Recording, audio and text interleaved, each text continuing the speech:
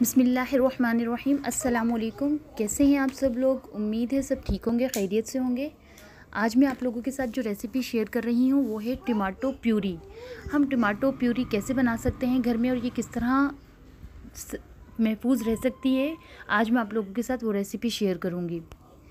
इसके लिए हम लोगों ने बहुत ही खूबसूरत टमाटर, लाल सुर्ख, कच्चे नहीं लाल सुर्ख टमाटर लिए हैं।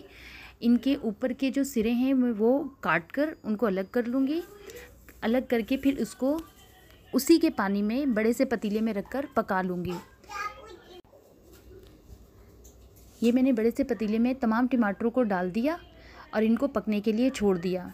इनको पकते हुए तकरीबन 2 घंटे हो गए हैं। ये अच्छी तरह से पक जाएंगे, अपना पानी छोड़ेंगे और अपने ही पानी में ये पक जाएंगे।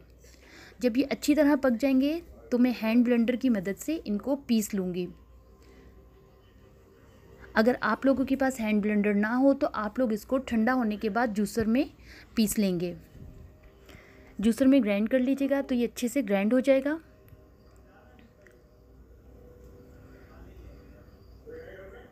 मैंने गरम गरम ही हैंड ब्लेंडर की मदद से इनको ग्राइंड कर लिया है।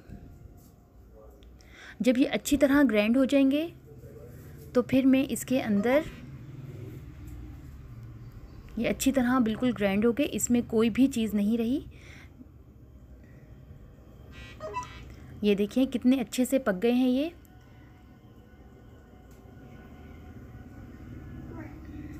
अब मैं इसके अंदर सिर्फ हाफ़ टी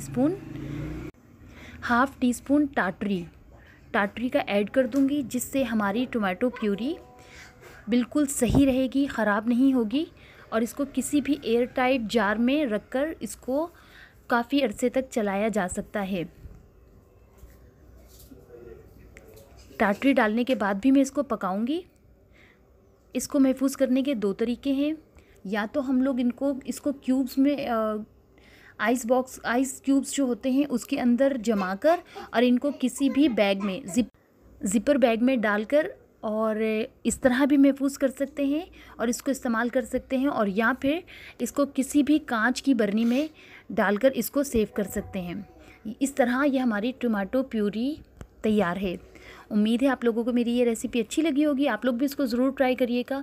जब टमाटर सस्ते हों तो हम लोग इसको बनाकर सेव कर सकते हैं और यूज़ कर सकते हैं। आप लोग भी इसको ज़रूर ट्राई करिएगा। उम्मीद है आप लोगों को ये मेरी रेसिपी अच्छी लगी होगी। इसके साथ ही मुझे इजाज़त दीजिए। अल्लाह हाफ़िज़।